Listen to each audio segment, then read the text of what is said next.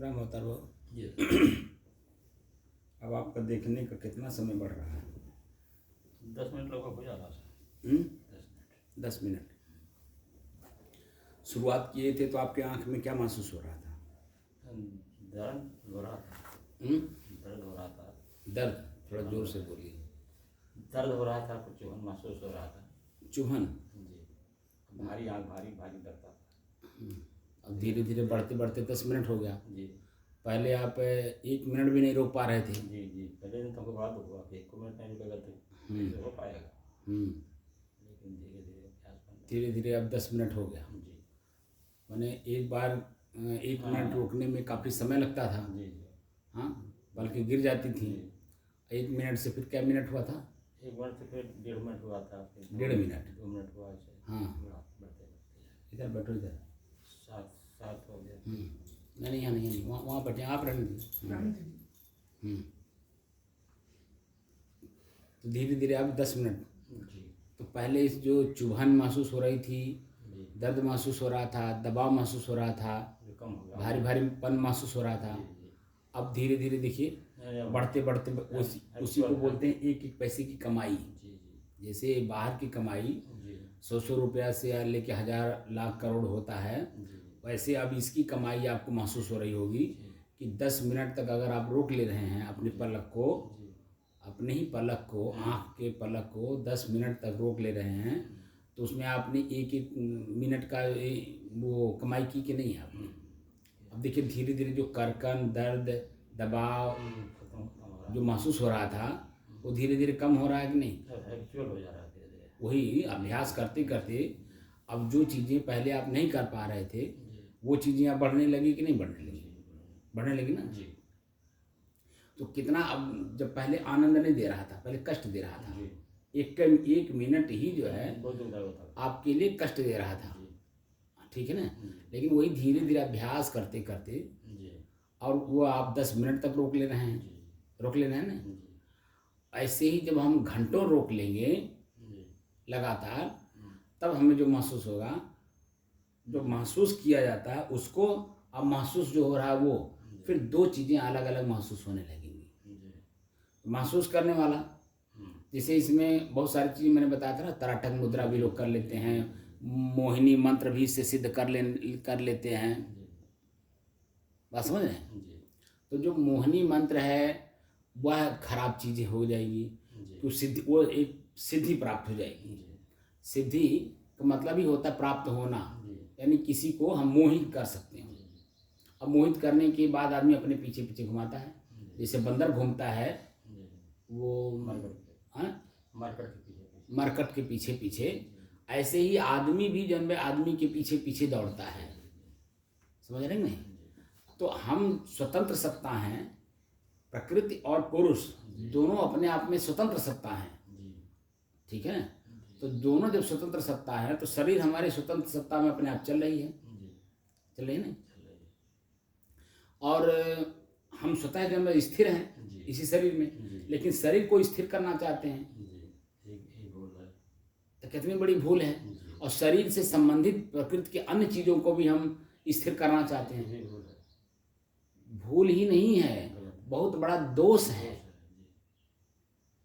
दोष में और भूल में अंतर है, समझ रहे हैं? और इसी नाते हम जीवन भर दुखी हैं। जो जीवन मिला है पूर्व के कष्टों को निवारण करने के लिए, पूर्व मतलब कीड़ा मकोड़ा, कुत्ता बिल्ली सूअर कुकड़, जो 84 लाख जूनियाँ दिखाई दे रही हैं, इन 84 लाख जूनियों का जो कष्ट महसूस हो रहा था वह जो है इस शरीर से निवारण करने के लिए समय मिला है। बात समझ रहे हैं? इस शरीर के पूर्व जितने भी शरीर आप चलते फिरते अपने आँख से देखते हैं, उन सभी शरीरों में हम लोग गए हैं और कष्ट कितना पार सहे हैं। कल का कष्ट आज के कष्ट से काफ़ी गुना है, बहुत ज़्यादा है, लेकिन उसको हम भूले हुए हैं। और आज का हल्का सा भूख, हल्का सा नींद, हल्का सा अपने लिंग का उत्तेजना, अपने ही लिंग का उत्तेजना, अपनी क्रोध, अपना लोभ हम नहीं संभाल पा रहे हैं। और यही नहीं संभाल पाने के कारण ये जो समय एक एक मिनट हम लोगों का जा रहा है, ये समय कितना कीमती खो रहे हैं ये हम लोगों को अंदाज़ा नहीं है। समझ, एक एक मिनट कितना कीमत इस शरीर का, इसका हम लोग आकलन नहीं कर रहे हैं। इसीलिए हमने अभी प्रश्न बना के लिखा कि इस पूरे संसार में बेशकीमती क्या है। इस संसार में, पूरे संसार की बात कर, वर्ल्ड की बात, विश्व की बात कर रहा हूँ कि पूरे विश्व में कीमती चीज क्या है, बेशकीमती। तो मनुष्य शरीर और मनुष्य शरीर का समय, मनुष्य शरीर प्लस मनुष्य शरीर का समय, क्योंकि शरीर में जो है, शरीर से वही तो उसका उपभोग करेगा, उसका समय, शरीर के साथ साथ उसका समय कितनी कीमती है। हम पूर्व के कर्मों को आज मिटा सकते हैं कर्म कर करके। अभी जैसे पहले देखिए आपको बहुत दर्द हो रहा था, आंख में दर्द, दबाव, करकन महसूस हो रहा था। अब देखिए धीरे धीरे 10 मिनट तक रोक ले रहे हैं, कहीं न दबाव है, न खरकन है, न दर्द हो रहा है ना, कोई महसूस हो रहा कुछ। नींद भी नहीं आएगी जल्दी, इसमें नींद भी नहीं आएगी, चेतना बनी रहे, चेतना बनी रहेगी, है ना। 10 मिनट तक आप लगातार देख रहे हैं तो आपके देखेंगे कि जब आपकी नींद भी जब हमारे कंट्रोल में हो रही होगी, हो रही नहीं हो रही, हाँ, देखते रहेंगे तो होगी। वही जब देखेंगे तो देखते रहेंगे। और ये भी हमें आँख के सामने भी तो देखना ही देखना, लेकिन महसूस भी तो करना है।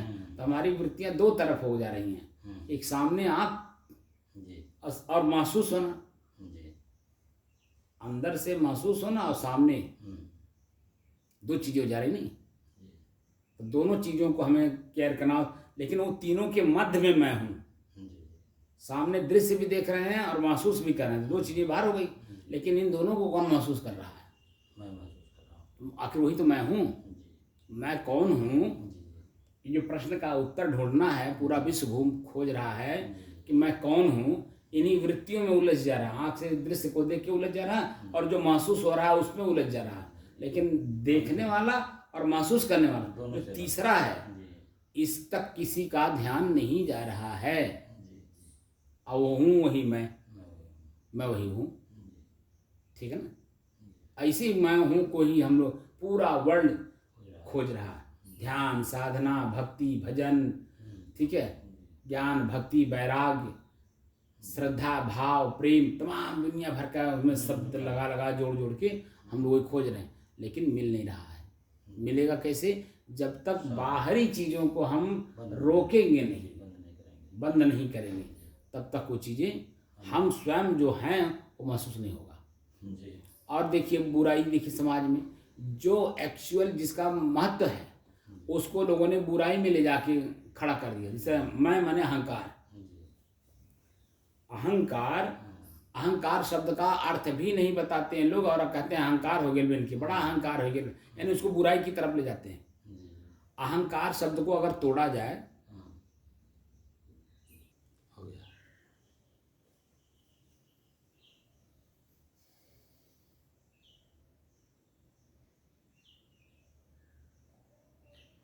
अपने ही चंचल मन को अपने ही बस में करने की दृष्टि से साधना करते करते आज 626 दिन हो गए। तारीख 25 जुलाई सन 2023, दिन मंगलवार, प्रातः काल का समय।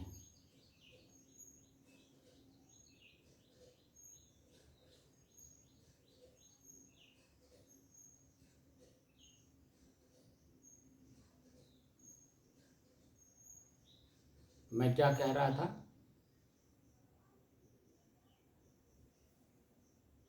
रामोतर बाबू जी, मैं कुछ कह रहा था जी, मैं क्या कह रहा था जरा बताइए। आप इसी आँख के बारे पर मतलब बोल रहे थे, या मैं कौन हूँ, मैं के संबंध में। क्यों अमर? आप अहंकार के बारे में उसको तोड़ने के लिए अहंकार के बारे में बता रहे हैं। आप पूरी बात सुनते नहीं हैं, वृत्तियां कहीं रहती हैं रामोतार बाबू। शब्द मैं बार बार कहता हूँ, मैं जो शब्द बोलता हूँ उस शब्द में कितना वजन है, मैं थोड़ा सा जल्दी बोल जाता हूँ, ये मेरा दोष है। थोड़ा रुक रुक के हमें बोलना चाहिए, लेकिन शब्द जो बोलता हूँ उसमें बहुत वजन है। अहंकार जैसे कहते हैं कि आप इनके दूध हो गई बा तो बड़ा अहंकार हो गया।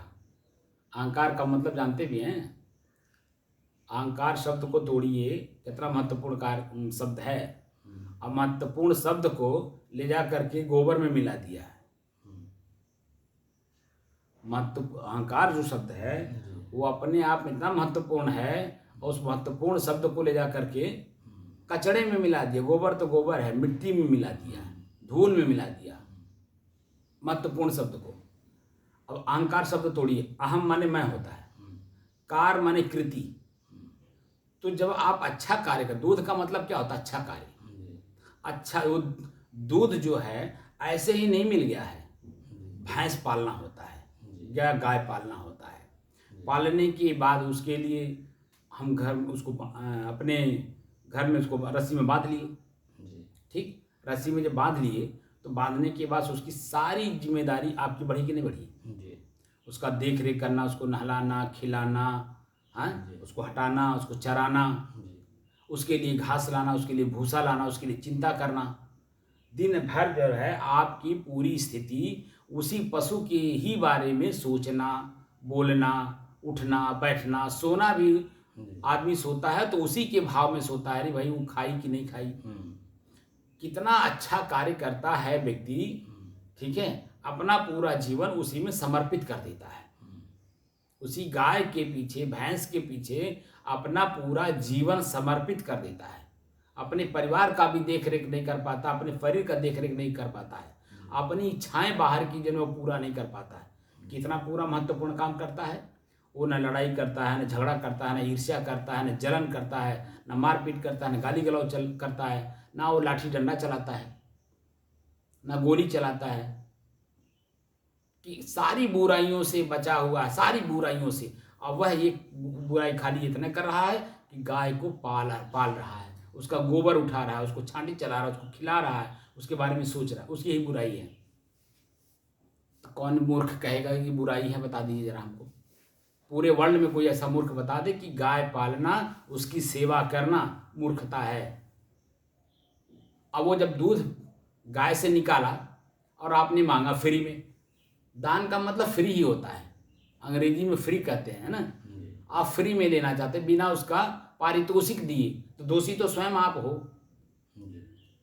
स्वयं दोषी हो और दोष उसके ऊपर मरते रहे, इसको बड़ा अहंकार हो गया है। अहंकार तो होगा ही भाई, उसने कृत किया है, कार्य किया, अच्छा कार्य किया। दूध अमृत चीज है, दूध पीने से हमारी बॉडी को पूरा एनर्जी देता है। एक दूध पी लीजिए, आप भोजन करिए चाहे न करिए, हमारे शरीर की जितने तत्व की जरूरत है पूरा दे देता है।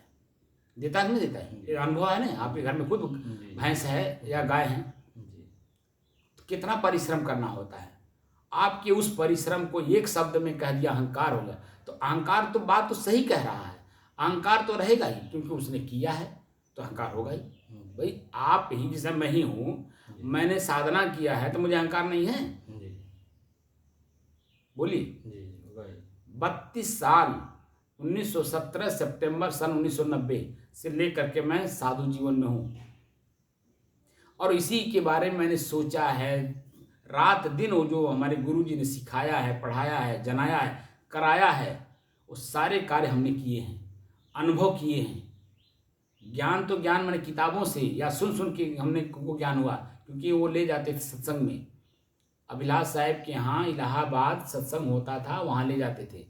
अभिलाष साहब का सत्संग जहाँ भी होता था, जैसे जीयनपुर है अयोध्या में, रानोपाली घेरा के पास जीयनपुर है, वहाँ ले जाते थे। बढ़ारा ले जाते थे, वहाँ जहाँ मैं अभी कल गया था, ठीक है, गौरा चौकी के आगे बढ़ारा एक गांव है, वहाँ का गुरु स्थान है, वहाँ ले जाते थे। संतों से मिलवाते थे, अच्छे अच्छे प्रवचन सुनाते थे।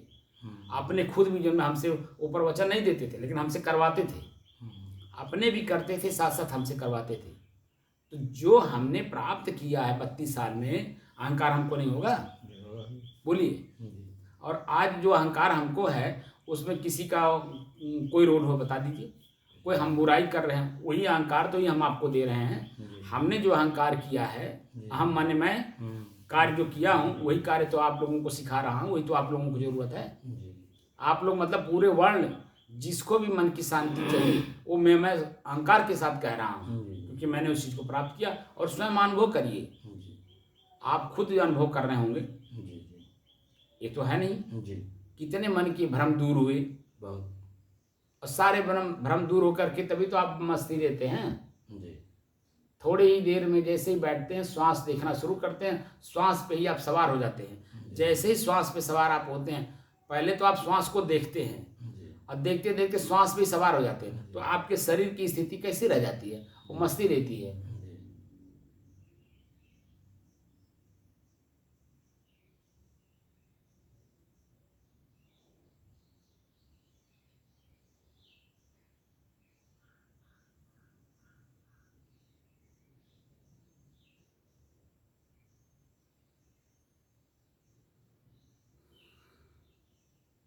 यही स्थिति ना आपकी बनती है।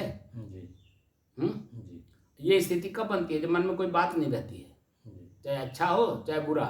इसी पॉइंट को तो कबीर ने कहा कि सुख दुख से एक परे परम पद, सो पद है सुखदाई। ऐसी को गीता कहती समत्वम योग उच्चते, आपकी वृत्तियां सम में हो जाएं। समत्वम योग उच्चते, योग माने जुड़ना होता है, आप अपने आप में जुड़ गए। अपने आप से जब जुड़ जाएंगे तो जो शरीर की क्रियाएं हैं वो आपको पता नहीं चलेगा। ये तो चेतना में हम शरीर से जुड़े हुए हैं, इसलिए आंख देख के पहचान रहा है, कान सुन रहा है, जीभ बोल रहा है, स्वाद ले रहा है, हाथ हिल रहा है, आवाज अंदर से निकल रही है। ये तो प्रकृति से जुड़े हुए हैं तब। लेकिन जब हम अपने आप से स्वयं जुड़ जाएंगे तो शरीर हमसे अलग हो जाएगी, और शरीर की स्थिति जो है वो हमको ज्ञान भी नहीं रहेगा। इसी स्थिति को पाने के लिए हमारे ऋषि महर्षि संत महात्मा कितना तपस्या किए हैं मालूम है। तब मतलब साधना, ठंडी गर्मी, भूख प्यास, मान अपमान, हर चीज को सहन करके तब उस लेवल पे जा करके हम लोगों को कुछ दिए हैं। तदरूप तदभव तदासीत सोहम तत्त्वमसी ज्ञानम प्रज्ञानम ब्रह्म, जो शब्द दिए हैं ये उस लेवल पे जाके अनुभव करके दिए हैं, वही तत्व मैं आपको लोगों से। लेकिन उस शब्द का भी ना, जो स्थिति आपकी बन रही है, इस स्थिति के बारे में मैंने इस जो हमारे शास्त्रीय शब्द हैं, शास्त्रीय शब्द का प्रयोग हमने नहीं किया है कि इस पॉइंट में ये नाम है। जब तत्व स्वयं तत्व में मिल जाए, जैसे पानी पानी में मिलता है, उसमें कोई मिलावट ना हो तो दिखाई देता है कहीं? नहीं। बोलिए, मिट्टी मिट्टी में मिलता है तो कहीं दिखाई देता है? हवा हवा में जब मिलता है तो कहीं दिखाई देता है?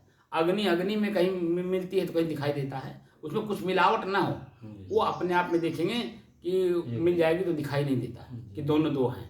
ऐसे ही जब मैं अपने आप में हो जाता हूँ तो हमारे अपने शरीर का ही ज्ञान नहीं रह जाता है। तो ज्ञान भी जो है मन के द्वारा होगा ना, जो ज्ञान होता है वो अभी मन के द्वारा होता है। अब मन वहाँ है ही नहीं है। जब मन हमारे कोई चिंता ही नहीं है,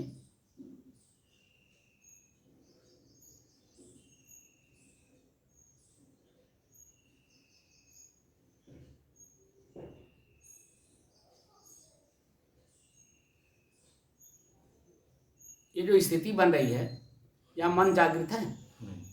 अगर मन जागृत है तो ऐसे रहेगा। जब तक मन अंदर कुछ सोचेगा, बोलेगा, क्रिया माने कुछ भी क्रिया करेगा, तो आपकी स्थिति ऐसी ही रहेगी। लेकिन मन शून्य हुआ, कोई विचार मन में नहीं है, तो मन है ही नहीं, खुद भी मन नहीं है।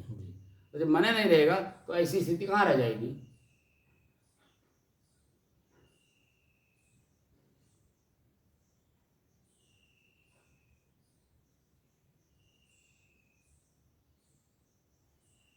यही स्थिति अपने आप में हो जाती है, क्योंकि मन में कोई बात नहीं है। जैसे मन में बात रहती है, हमारी नसें खड़ी रहती है, तो ऐसे रहेगी, चेतना में रहेगा। और यहाँ चेतना विहीन हो गए। जो भी क्रियाएं होती हैं, ये जो आपका गीता है, श्रीमद् भगवद गीता, ये किताब 700 श्लोक, एक एक श्लोकों का जब हम उस लेवल पे जाके व्याख्या करेंगे तो आप देखिएगा। ये कहता गुणा गुणेषु वर्तन्ते इति मत्वा न सज्जते। गुण गुण में आपस में बरतते हैं। इति मत्वा न सज्जते, उसके अलावा कुछ है ही नहीं है। इति मत्वा न सज्जते, उसमें कोई सज्जनता है ही नहीं। सज्जनता अगर है तो गुणों में है। आपका मन प्रसन्न है, शरीर स्वस्थ मन आनंद का अनुभूत कर रहा है, पानी का तत्व है, तो पानी का गुण अपने में गुण में बरत रहा है, तो आपका शरीर एकदम प्रसन्नचित है, क्योंकि मन में कोई बात नहीं है, तो अपने शरीर के आनंद की अनुभूति हो रही है। क्रोध जग रहा है तो अग्नि का रूप पता देता है, क्योंकि खुद जलेगा और दूसरे को भी जलाएगा, ठीक है ना। और जो हम बहुत कल्पना करते हैं, कल्पना जो है वो किस रूप में कल्पना कर रहे हैं, वो सब हवा तत्व का है, क्योंकि वो उसका काम है उड़ाना है, खाली ऊपर ऊपर उड़ाना, वो जमीन पे रहने ही नहीं देगा, ठीक है ना। और अगर हम अपने आप में हैं तो ये पुरुष तत्व का अपना गुण है, प्रकृति का अपना गुण है। जब तक चेतना है वो दुख पीड़ा अनुभव कराएगा, सुख दुख सभी अनुभव कराएगा। लेकिन हम उससे अलग हो गए तब पुरुष के गुण में आ गए। पुरुष माने हम स्वयं मैं कौन हूँ। यहाँ चेतना भी तो मैंने बताया था ना, चेतना भी प्रकृति का गुण है, वह गुण मैं का नहीं है, यानी पुरुष का वह गुण नहीं है। पुरुष जब अपने आप में मिल जाता है तो कुछ रह ही नहीं जाता।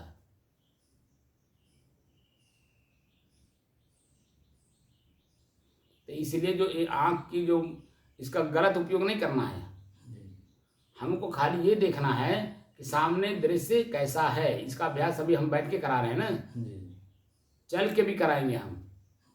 जैसे आँख खुला, बाहर आपका पैर पड़ा तो एक एक दृश्य दिखाई देखेगा, और किस दृश्य पे हमारा क्या भाव बदल रहा है, और भाव बदलने के बाद हमको कौन सी क्रिया में ले जाके ढकेल रहा है हमारा ये शरीर, हमारा ही मन। क्योंकि वहाँ पे चेतना, अपनी जो स्वयं की चेतना रहती है वो खत्म हो जाती है कि मैं ये नहीं हूँ, ये दृश्य मैं नहीं हूँ, ये दृश्य के अलावा जो भाव उत्पन्न हो रहा है वो मैं नहीं हूँ। ये सारी चीज़ें खत्म हो जाएगी। जैसे बाहर आप निकलते हैं ना, यहाँ आप बैठते हैं, जब तक इस कमरे में रहते हैं तो कमरे का जो एनवायरनमेंट है, जो वाइब्रेशन इसमें अमन साधना की है, वो आपको जकड़ लेती है। इसीलिए बाहर की कोई बात, कोई दिल दिमाग में कुछ भी नहीं रहता है। लेकिन जैसे ही आँख खुलता है, पैर चलता है और बाहर की आवाज़ कान सुनने लगता है, ये जो स्थिति है सब बदल जाती है। हमको बदलना नहीं है, हमको स्थिर रहना है, क्योंकि मैं जो कहने वाला है इस शरीर में वह स्थिर है, और उसी को हमें बैठ करके साधना के द्वारा तो करना ही करना है, लेकिन व्यवहार में भी स्थिर रहना है। अगर व्यवहार में भी स्थिर नहीं है तो वही चंचलता प्रकट हो जाएगी, और आपकी इसका मतलब है कि साधना आपकी परिपक्व नहीं है। तो परिपक्व तो ऐसे भी नहीं है, साधना करने के लिए हम लोग बैठे हैं, और धीरे धीरे परिपक्व होगा।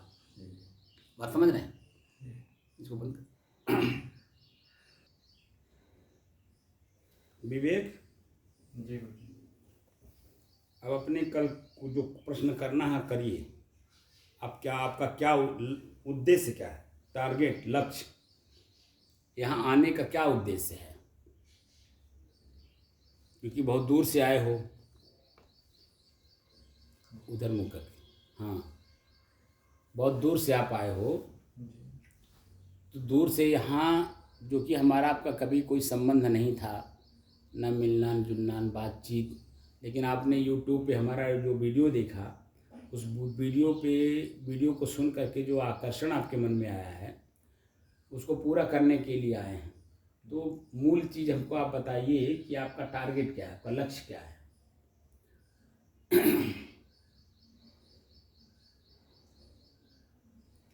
मन की एकाग्रता, शांति, मन की एकाग्रता, शांति, स्थिरता, मन की शांति और स्थिरता। तो पहले तो जो श्वास ही तो आपने अभ्यास कर ही लिए हैं, क्योंकि आप विपश्यना किए हैं। रमता लो, ये 3 विपश्यना और 1 धम्म सेवा, यानी 4 विपश्यना आप कर चुके हैं, और यही श्वास का अभ्यास वहाँ कर चुके हैं, ठीक है। लेकिन इसमें जो टेक्निक है श्वास का अभ्यास, श्वास क्यों अभ्यास कर रहे हैं, उसकी मूल टेक्निक इनको नहीं बताई गई। क्यों? टेक्निक कुछ बताई गई है? सांस को देखना है, खाली श्वास को ही देखने के लिए ना, श्वास की जो टेक्निक है और आगे वो तो नहीं बताई गई होगी ना, कि बताई गई है? श्वास में ही हमारे 6 चीज़ें प्राप्त होती हैं। और वो 6 चीज़ें क्या क्या है? ठंड, गर्म, शीतल, सुगंध, दुर्गंध और सामान्य। हम जब इस पहली बात तो जब श्वास को देखते तो हमारा चंचल मन उस पर आके एकाग्र होता है, बाहरी बातों को सोचता नहीं है, बाहरी कोई भी संकल्प विकल्प मन में नहीं रह जाता है, तब हमारा मन श्वास पे टिकता है। ठीक है ना? तो श्वास को कितना दिन वहाँ दिखाते हैं? प्रथम अगर जाओ 3 तीन- साढ़े 3 दिन, हाँ, 3.5 दिन, 3.5 दिन तक तो श्वास को दिखाते हैं। तो श्वास की टेक्निक भी बताते हैं, खाली देखने के लिए बोलते हैं, खाली देखने के लिए बोलते हैं। वो दृष्टा का अभ्यास करते हैं। ठीक है ना? साक्षी और दृष्टा का अभ्यास कराते हैं कि श्वास मेरा है। वो ये भी नहीं बोलते कि श्वास मेरा है और मैं अलग हूँ, बस खाली श्वास को देखो, दृष्टा भाव में श्वास को देखो, इतने बोलते हैं। तो दूसरी बात यह है कि उसके बाद 3 दिन 3.5 दिन के बाद क्या कराते हैं? विपश्यना, नहीं, विपश्यना में क्या कर, ये जो श्वास है तो आनापान हो गया। संवेदना को देखना, नहीं, ये जो श्वास को दिखाते हैं उसको क्या बोलते हैं? आनापान। आनापान। आनापान बोलते हैं ना। माने आनापान का मतलब होता है कि हमारा श्वास कैसे चल रहा है, हमारा अपना ही श्वास कैसे चल रहा है, इसको आनापान कहते हैं। हिंदी में कहेंगे हमारा अपना श्वास कैसे चल रहा है। प्रश्न आ गया ना? हमारा अपना श्वास कैसे चल रहा है, इसे आप देखो। तो अगर मन में चंचलता होगी तो हमारा श्वास तेज चलेगा, अगर मन में चंचलता नहीं होगी तो हमारा श्वास सामान्य चलेगा। अगर शरीर में कोई रोग नहीं है तो भी हमारा श्वास ठीक चलेगा। लेकिन शरीर में कोई रोग है, उसको कहते हैं ब्लड प्रेशर लो, तो हमारा श्वास की गति धीरे चलेगी। 3 स्थितियाँ होती हैं, सामान्य, मध्यम, तेज, मध्यम और धीमी। तेज चलेगा कोई मन में बात है, सामान्य चलेगा मन में कोई बात नहीं है। और श्वास जो धीरे चलती है इसका मतलब है कि आपके शरीर में कोई रोग है। ठीक है ना? तो ये 3 चीज़ें वहाँ देखा जाता है कि हमारे श्वास कैसे चल रहा है। आनापान का मतलब हुआ, वो पूरा स्पष्ट नहीं कर पाते हैं आम पब्लिक को, क्योंकि वो जो एक लकीर बना दी गई है उसी लकीर पे उनको चलना है। उसकी टेक्निक आगे वो नहीं बता पाते, क्योंकि वो जो टेक्निक बताने लगेंगे तो उसमें बताते हैं कि इसमें कुछ ना कुछ कमियाँ आ जाएगी। कमी नहीं आती हो तो विशेषता रहता हो तो गुरु वहाँ तत्काल में वो अपनी चीज़ें बताता है, जो अनुभूति होती है। तो खैर कोई बात नहीं, जिसको जो भी अच्छा लगे करे, हमें उससे कोई मतलब नहीं है। हमारा मतलब ये है कि हमको स्वयं को पहचानना है कि मैं कौन हूँ। तो उसमें जितनी भी टेक्निक हम आपके मन मस्तिष्क को देखेंगे या आपके क्रियाकलाप को देखेंगे, वहीं पे हम तुरंत चेंज करेंगे। जैसे गाड़ी आप चलाते हो तो गाड़ी चलाते समय ड्राइवर को पता है कि गाड़ी का गियर कब बदलना है, कौन किस नंबर पे बदलना है, ये मालूम रहता है कि नहीं मालूम रहता है? हाँ। तो ऐसे ही हमारे शरीर में जो मैं हूँ, शरीर का ड्राइवर, हमारे अपने ही शरीर को कब गियर बदलने की ज़रूरत है, कितनी स्पीड लेनी है, हॉर्न कहाँ देना है, ब्रेक कहाँ लेना है, ये सारी स्थितियाँ हमको जाननी चाहिए। क्योंकि शरीर हमारा एक गाड़ी है, मैं गाड़ी का ड्राइवर हूँ। ये ए लेवल है। ऊंचाई जो हमारे मैं कौन हूँ का जब पहचान होता है तो ये ज्ञान होता है कि शरीर मैं कौन हूँ, क्या शरीर ही मैं हूँ, क्या आँख से देखा हुआ दृश्य मैं हूँ, क्या आँख से जो आँख है क्या वही आँख ही मैं हूँ। इस तरह से प्रश्न करा करके हम आपको गहराई में ले जाएंगे। लेकिन हमारा पूछने का उद्देश्य का मतलब है कि अगर वास्तव में जीवन इस मानव शरीर का अगर सदुपयोग करना चाहते हैं, पूरे जीवन की बात कर रहा हूँ, तब तो मैं आगे गहराई में ले जाऊं, ठीक है। लेकिन आप जो है कुछ खाली साधना करना चाहते हैं, बाकी व्यवहार में जाना चाहते हैं, यानी गृहस्थ परंपरा में जाना चाहते हैं, तो उसकी विद्या अलग होगी। उसकी व्यवहार शैली, उसमें तो खाली इतना है कि आपका मन एकाग्र हो जाए, शांत हो जाए, स्थिर हो जाए, शांत हो जाए, ठीक है। लेकिन और जो मैं कौन हूँ का परिचय नहीं हो पाएगा तब, क्योंकि आप व्यवहार जब करोगे तो उसमें सुख दुख मिलेगा ही, तो अपने को इसी में मान लोगे पतंगे की तरह। पतंगा जो पतंगे को देखोगे नहीं, जब दीपक जलता है बरसात में तो पतंगा जो है अपने आप पैदा होता है जमीन से। जहाँ लाइट आपने देखा होगा तो बरसात में जब बारिश होती है वहाँ पे जब लाइट जलती है तो लाइट के नीचे आप देखेंगे लाखों की तादाद में कीड़े होते हैं। वो तुरंत पैदा होते हैं, तुरंत उसी में जाके जल के मर जाते हैं। सुबह उनकी खाली पंखुड़ियाँ भर बचती है, उनका शरीर भी नहीं मिलता है, खाली पंखुड़ियाँ मिलती है। सुबह जब देखेंगे वहाँ पे तो उनके शरीर नहीं मिलते, पंखुड़ियाँ मिलता खाली। तो उसी तरह से अगर हमको भी अपने, पहले तो जल ही रहे थे, साधना कर रहे थे अपने आप को ठंडा करने के लिए, ठीक है ना, लेकिन अगर आप फिर उसी में जलना चाहते हैं तो उसकी प्रक्रिया थोड़ी अलग है कि जलिए नहीं, यानी कोई भी गलती कोई कर रहा हो तो उस गलती में अपने को मत मिलाइए। वो गलती किया उसको क्षमा करिए और अपने में खुद ठंडा रहिए, 24 घंटा ठंडा रहिए, यानी शांत स्थिर रहिए, शांत रहिए और स्थिर रहिए, ठीक है ना। वो प्रक्रिया सीखनी है। तो आपका उद्देश्य क्या है, वही मैं पूछना चाह रहा था। शादी करना उद्देश्य है या जीवन से अपना पूरा, जिसको कहते हैं मोक्ष प्राप्त करना?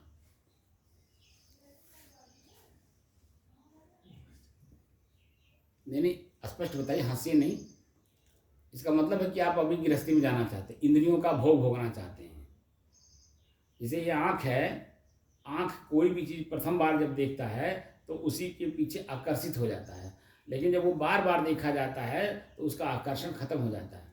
वैसे ही हम जिस इंद्रिय के भोग के लिए शादी करने के लिए तैयार हैं, वो तो प्रथम दृष्टया हमको मिली नहीं है, इसलिए उसके प्रति जो हमने सुना है या वीडियो देखा है या लेख पढ़ा है उस तरह का, तो उसके शरीर के प्रति पढ़ा ना, उसके प्रति नहीं पढ़ा। उस शरीर में भी जो चेतना है वो आप ही की तरह है, वो भी जो खोज रहे हो आप, वही वो भी खोज रही है।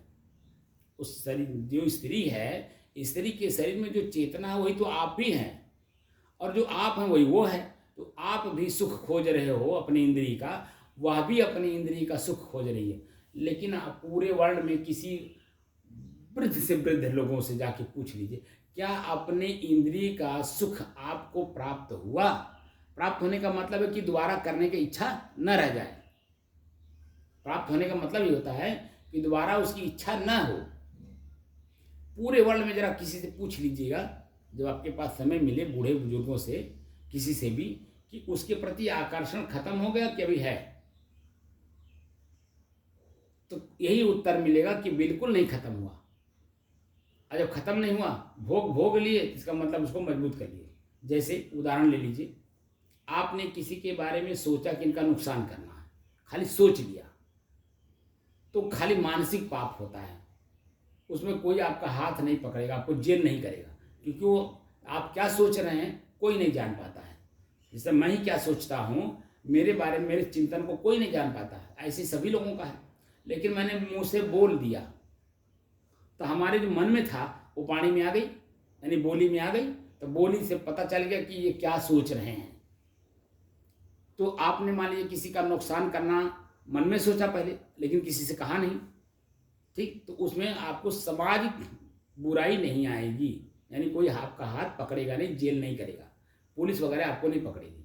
लेकिन मुंह से बोल दिए तो वो स्थिर हो गई। क्या हो गई?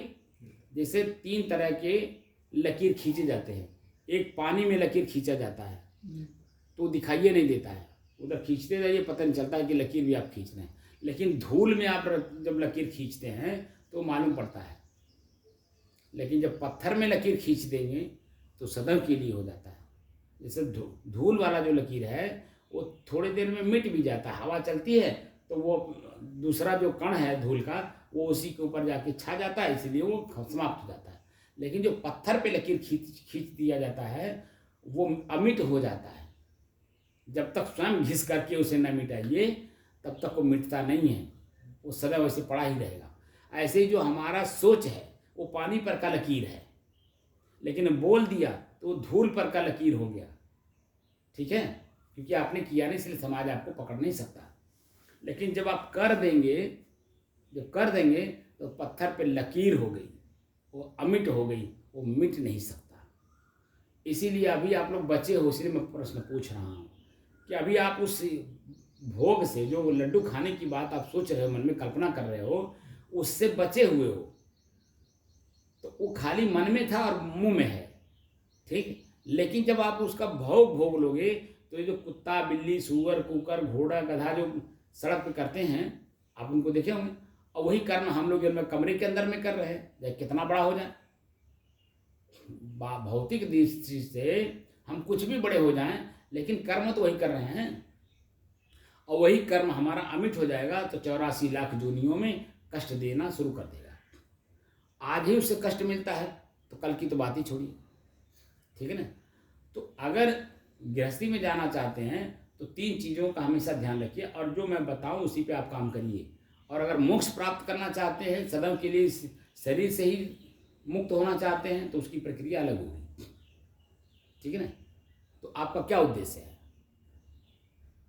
ये जो साधना करने के बाद, साधना ये आपको मोक्ष की ओर ले जाता है। ये साधना वास्तव में आप लोगों को करना भी नहीं चाहिए। ये जो साधना है ये कम से कम 30-35 साल से ऊपर के लोगों, 35 साल से ऊपर के लोगों को करना चाहिए, ठीक है ना। जिसको अभी सांसारिक लड्डू खाने की इच्छा हो तो वो सांसारिक लड्डू पहले खा ले, छू ले उसको, उसके बाद तभी साधना करने आवे। जैसे ये हैं रामोताल, इनकी 77 साल की उम्र है, इसलिए हमारी जितनी मैं बात बोलता हूँ ये सब पकड़ते हैं, क्योंकि उन्होंने वो लड्डू खा करके देख लिया है।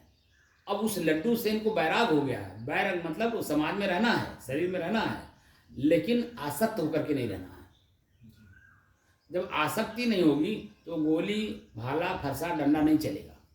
वहाँ हम क्षमा करेंगे, हर आदमी को हम क्षमा कर देंगे, कितना बड़ा से बड़ा गलती कर दे, ठीक है, वो आप उसको क्षमा कर देंगे। लेकिन अगर आप अपने शरीर को अपने बस में नहीं कर रखे हैं तो छोटी छोटी गलती पे भी जिनमें आप क्रोधित हो जाएंगे, गुस्सैल हो जाएंगे। और जब गुस्सा जग जाएगा, क्रोध जग जाएगा, आवेश आ जाएगा, आवेग में रहेंगे, तब तो क्या क्या गलती करेंगे कुछ पता नहीं है। और गलती ही जब है फिर आपके दुख का कारण बन जाएगा। और वही गलती अगर आप नहीं करेंगे, बच जाएंगे, अपने आप को बचा ले जाएंगे, तो जो गलती का परिणाम है वो आपके जीवन में नहीं आएगा। तो व्यवहारिक पक्ष हमें दूरगामी दृष्टि भी रख के काम करना है। दूरगामी दृष्टि समझते हैं? एक शब्द आता है कि कहते हैं कि भगवान शंकर जी की तीसरी आंख थी। तीसरी आंख का मतलब जानते हैं? यहाँ लीलाट पे तीसरी आंख नहीं होती है। यहाँ जो लीलाट पे दिखाते हैं ना फोटो में कि यहाँ भगवान शंकर जी के आंख है, असल में वो आंख नहीं है। वास्तविक आंख है कि उसका परिणाम वो जानते हैं। किसी चीज को छुएंगे तो उसके परिणाम में हम बध जाएंगे। पानी नहीं पिएंगे तो कष्ट होगा। पानी प्यास लगा है, पानी नहीं पिएंगे तो कष्ट तो है ही है, ऑलरेडी है। लेकिन पी लिए, हल्का सा आनंद तो आया, लेकिन जब वही पनिया ज़्यादा हो जाता तो वो जो न पीने के पहले जो कष्ट था उससे ज़्यादा कष्ट जब पीने के बाद हो जाता है। क्या अनुभव है कभी? वही पानी अगर हम शरीर के नियमानुसार दें, जितनी आवश्यकता उतने दें, तो हमारा शरीर हमेशा हल्का फुल्का रहेगा और दर्द महसूस नहीं होगा। बस समझ रहे हैं? पीड़ा नहीं होगी। लेकिन जैसे ही हम जब ज़्यादा पीते हैं, हमारे यहाँ उत्तर प्रदेश में या भारत में, पूरे भारत की बात कर देता हूँ, आप कभी भी आप देखिए, भोजन करते समय भरपेट भोजन कर लेते हैं और वही आलस और निद्रा के कारण बनता है। लेकिन जो इसी भारत में समझदार लोग हैं, जैसे बनिया, जितने लाला और बनिया हैं, ठीक है, उनको आप देखिए थोड़ा थोड़ा खाते हैं, हमेशा चेतना में रहते हैं। शाम के टाइम भरपूर भोजन लेते हैं सोने से पहले, दिन में कभी भरपेट भोजन नहीं लेते हैं। किसी बनिया को आप, बड़े बड़ी बनिया को आप जा करके इस चीज़ का आकलन कर लीजिए। और वहीं हम लोग हैं, पाए पूरा थाली भर, पहली बात तो जो परोसने वाला है वही पूरा थाली भर के दे देता है, और इतना ज़्यादा भर के दे देगा वो देखते ही मन में पहले कल्पना हो जाता है, अरे इतना भोजन। ऐसा होता नहीं होता है? यहाँ पंजाब में चले जाइए, थोड़ा थोड़ा खिलाते हैं, दाल सब्जी और अचार जो कुछ भी है वो पूरा पर्याप्त आपके थाली में रख देंगे, कटोरी में अलग अलग करके। चावल और रोटी, चावल तो बाद में देंगे और रोटी जो है एक एक करके देंगे, सेकते जाएंगे, एक एक रोटी आपको देते जाएंगे। वो 2 रोटी 4 रोटी इकट्ठे नहीं रखते हैं, एक एक रोटी सेक करके आपको देंगे गरम गरम। और आप दाल और सब्जी और जो अपना अचार वगैरह है, कई प्रकार की सब्जियां उन लोग साथ खाते हैं, और सब रसदार रहेंगे। एक आध उसमें सूखी भी रहेगी, बाकी रसदार रहेगा। और कई तरह की सब्जी खाएंगे, सलाद भी साथ में रहेगा, अचार भी रहेगा, सब कुछ रहेगा, लेकिन रोटी एक एक फूटेंगे। और जो सब्जी वगैरह भी है वो भी थोड़ा थोड़ा देंगे, रखेंगे सब एक साथ में, लेकिन थोड़ा थोड़ा रखेंगे, ताकि मन में ऐसा कल्पना ना होने पावे अरे इतना ज़्यादा। तो आराम से जो ज़्यादा खाने वाले लोग हैं वो ज़्यादा खा भी लेते हैं, क्योंकि एक एक रोटी खाने पे पता नहीं चलता कि हम एक खाए कि दो खाए कि चार खाए। लेकिन इकट्ठे चार रख दीजिए तो देख करके मन में क्या कल्पना होती है। देख कितनी टेक्निक है वहाँ पे। और यहाँ हमारे यहाँ इकट्ठे पूरा चावल पूरा भरपूर दबा दबा के रख देंगे, और उसके बाद उसी पर रोटी पूरा ता लगा के रख देंगे, और सब्जी उसी बगल में रख देंगे। अलग अलग नहीं रखेंगे, उसी एक ही थाली में सब कुछ रख करके रख देंगे, अब खिलाते हैं। अब बनेंगे बहुत बड़ा ज्ञानी। उत्तर प्रदेश और बिहार जैसा पूरे वर्ल्ड में ज्ञानी कोई हुआ नहीं है, क्योंकि राम भी यहीं हुए, कृष्ण भी यहीं उत्तर प्रदेश में हुए, और कबीर भी यहीं हुए। कबीर जो आज पूरे वर्ल्ड में छाए हुए हैं, वही कबीर यहीं उत्तर प्रदेश में पैदा हुआ, उत्तर प्रदेश में मरे। कितने बड़े ज्ञानी हैं। और इन्हीं लोगों को जो मैं ज्ञान देते देते देते बेचारे थक गए। थक क्या गए, मट्टी में मिल गए, शरीर से मट्टी में मिल गए। विचारों से मट्टी में नहीं मिले हैं, लेकिन शरीर से मिट्टी में मिल गए। जिस शरीर का उपयोग कर करके हम लोगों को ज्ञान दिए, ज्ञान तो किसी ने लिया नहीं, वो देने वाला खुद मिट्टी में मिल गया। इतने बड़े ज्ञानी यहाँ उत्तर प्रदेश में हैं। और सबसे ज़्यादा दुख पूरे वर्ल्ड में इसी दो राज्य में है, उत्तर प्रदेश में और बिहार में, और कहीं नहीं है। सारा दुख इसी दो प्रांतों में, क्योंकि ये ज्ञानी ज़्यादा है, क्योंकि इनको व्यवहार बरतने नहीं आता। ज्ञान का प्रैक्टिकली उपयोग करना ये उत्तर प्रदेश में किसी को नहीं आता। हाँ, दूसरे को सिखाने आता है, दूसरे को सिखाने जरूर आएगा। आप कहीं कोई काम करने चलिए, लेकिन 10 आदमी जरूर हमें टोकेगा। काम आप कर रहे हैं, 10 आदमी टोकेंगे, क्या कर रहे हो, क्यों कर रहे हो, किस लिए कर रहे हो, किसी लिए कर रहे हो, क्या लाभ पाओगे, इसमें क्या लाभ है, तुम्हारा क्या लाभ है, तुम्हारे परिवार का क्या लाभ है, समाज का क्या लाभ है। दुनिया भर का प्रश्न आपके सामने आएगा। काम में आपको सहयोग करने की दृष्टि से कोई प्रश्न नहीं आएगा। अच्छा बेटा ऐसे कर रहे हो तो इसको ऐसे कर दो, ये प्रश्न कोई नहीं बताएगा। काम में छोड़ दें, ये प्रश्न जरूर कर देगा। काम करना शुरू किया, भाई मन एकाग्र होगा तभी तो कोई काम शुभारंभ होगा। मन को चंचल बनाने में तो सब कामयाब है, मन को स्थिर करके और उस काम को सफलतापूर्वक करने में कोई कामयाबी नहीं किसी के पास। इसीलिए यहाँ ज्ञानी हैं लेकिन प्रज्ञावान नहीं है। प्रज्ञा का मतलब होता है प्रैक्टिकली जो अनुभव होता है वो बताने में। तो जब आदमी काम करता है तो हाँ, हम सावधानी पूर्वक उसको बताते हैं, बेटा कर तो रहे हो लेकिन इसको ऐसे करो। वहाँ प्रश्न नहीं करता है, उसको बताता है कि इसको ऐसे कर दो तो ये इसमें सफलता मिल जाएगी। इसका ये बना रहा है, कैसे बना रहा है, बिगाड़े कैसे बिगड़ेगा, ये प्रश्न है। तो इसलिए हम लोगों को ज्ञानी नहीं बनना है, प्रज्ञावान बनना है। क्या बनना है? ज्ञानी तो है, चेतना खुद जो मैं अपने आप में ज्ञानी और समय समय से ज्ञान देता रहता है, लेकिन उसको हम प्रयोग करने की कला नहीं जानते हैं, इसलिए जीवन भर दुखी हैं। समझे ना? इसलिए अगर आपको गृहस्थ जीवन में जाना है, शादी करना है, तो वो भी जो जीवन साथी होगी, एक शरीर आपका एक शरीर उसका। तो जो शरीर में आपके भूख भी लग रहा है तो उसको भी भूख लगेगा, कान सुन रहा है तो प्रेम आपको भी लगेगा, कड़वापन आपको भी लगेगा, कड़वापन उसको भी लगेगा। तो जितनी चीज़ें आपके पास हैं उतनी चीज़ें उसके पास भी है। और वो दोनों चीज़ें एक साथ में जब तक भरपूर एक मिलान नहीं करेगा तब तक वो जीवन का साथी नहीं हो सकता।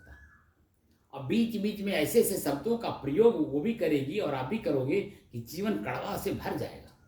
लेकिन कड़वा होते हुए भी साथ लेकर के चलने वाला पूरा जीवन जो चल लेता है उसी की महानता है। आजकल वो स्थितियां नहीं रह जा रही हैं। देख रहा हूँ कि अभी लगभग आज की 6 महीने या साल भर पहले हमने पेपर में पढ़ा विदेशों में कि पति पत्नी में डाइवोर्स हो गया, धनाढ्य परिवार में।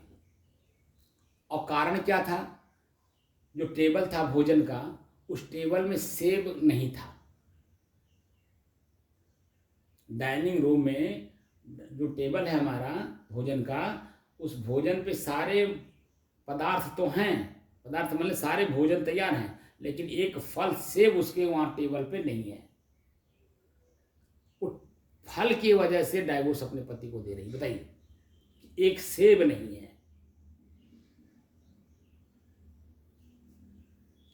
मैं तो दंग रह गया, क्या जीवन है। शरीर को तो दाल भात रोटी सब्जी से काम चलने वाला है, ठीक है ना। अब दुनिया भर का चीजें उसमें आपको चाहिए, तो ये क्या है, यही तो मन की कल्पना है, यही तो मन की चंचलता है, और यही मन की चंचलता हमें दुख का कारण बन रहा है। तो डाइवोर्स देने का मतलब क्या है, कष्ट ही तो हुआ। एक सेब अगर नहीं है, आप वर्तमान में नहीं है, तो दूसरे टाइम जब हम भोजन करें तो खुद हम मार्केटिंग कर लें भाई, खुद हम मार्केटिंग कर लें। जो चीज़ें हमारे टेबल पे नहीं था हम खुद रहे, हम भी तो साथी हैं उनके। वो बाहर का काम देख रहा है, हमको भीतर का काम देखना है। आश्चर्य हो रहा है। और क्या क्या समाज में चल रहा है, इतने ज़्यादा मतलब इस समय में परिवार न्यायालय बन गया है अलग से, और उस परिवार न्यायालय में आज जा करके देखिए तो कितना डाइवोर्स दाखिल हो रहा है। इसमें 75-80% जो मुकदमे न्यायालय के परिवार न्यायालय में हैं। तो इसलिए जीवन जो है नरक हो जा रहा है इस समय। भले शादी कर ले रहा आदमी, और करके फिर भी जो दुखी हो रहा है। और अभी आप एक एग्जाम्पल दे रहा हूँ, वो जो यहाँ पे जेपी सिंह नहीं रहते थे वकील साहब, इनके लड़के की अभी देखिए वो पीओ हो गया है, बैंक में पीओ पहले हुआ है। अब बैंक में पीओ होने के बाद अब वो ब्रांच मैनेजर हो गया है, तो ट्रांसफ़र कई जगह हुआ, तो ट्रांसफ़र हो करके यहाँ आया हुआ है भानपुर के पास, घर पे रहता, घर बनवा लिया है। शादी उसकी हुई, स्त्री मात्र 7 दिन रही है, 7 से 9 दिन। उसके बाद मायके चली गई, तब से अइबे नहीं की। वो अब ये कह रही है कि अपने माँ बाप को आप छोड़ दीजिए, मेरे साथ अकेले रहिए। और लड़का संस्कारी है, अपनी गरीबी, जिस गरीबी में पढ़ा है, अपने माँ बाप के उस गरीबी को समझ रहा है, इसलिए उसने कहा कि मैं माँ बाप को नहीं छोड़ सकता। कितने उत्तम उसके विचार हैं, लड़के की उत्तम विचार है कि माँ बाप को हम नहीं छोड़ सकते।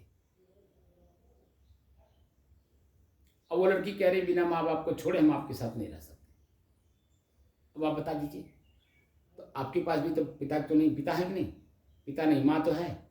माँ को छोड़ देंगे अगर आपकी लड़की आप साथ शादी हो जाए जिसके साथ, और वो कहेगी जब आप हमारे साथ रहिए, अपनी माँ को छोड़ दीजिए, तो कष्ट कितना बड़ा है। शब्द में ही कितना कष्ट है। शब्द बोलते भी उसको इतना भी लाज नहीं, शर्म नहीं है कि मतलब वो कह रहे अपने माँ बाप को छोड़िए, हमारे साथ अकेले रहिए। बोलिए, तो जो जिस लड्डू की बात आप कर रहे हो ना, वो लड्डू अभी छुए नहीं हो। उस लड्डू में कितना कष्ट है, कितना पीड़ा है।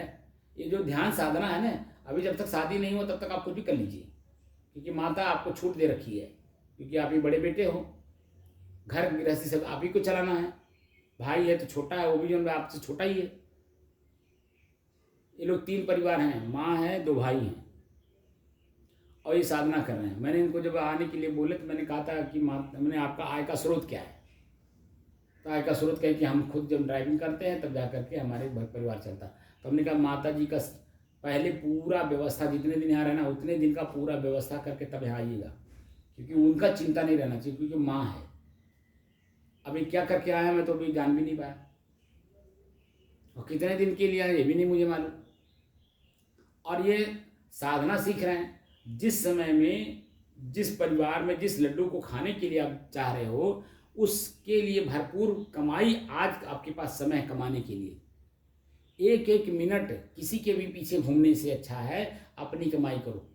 भले आप गाड़ी ही चलाते हो, वो उत्तम कार्य है। चोरी तो नहीं कर रहे हो, बेईमानी तो नहीं कर रहे हो, डकैती तो नहीं डाल रहे हो, किसी के साथ छल कपट तो नहीं कर रहे हो जिससे मानसिक पीड़ा हो। तो अपना वर्क है, शरीर हमारा स्वस्थ है, आंखें हमारी एकदम बिल्कुल अभी दिव्य है,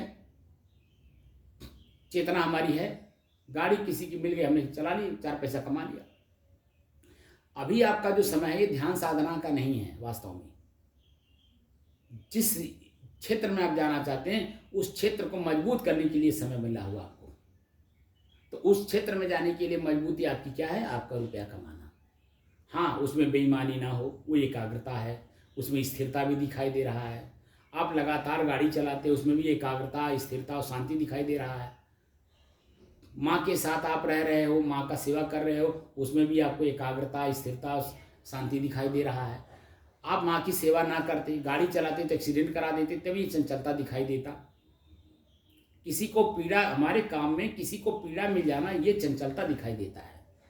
लेकिन हमारा काम सुचारू रूप से चल रहा है, किसी को कष्ट नहीं हो रहा है और हमको भी 4 पैसा उसी में मिल जा रहा है, इसको बोलते हैं स्थिरता। ठीक है ना।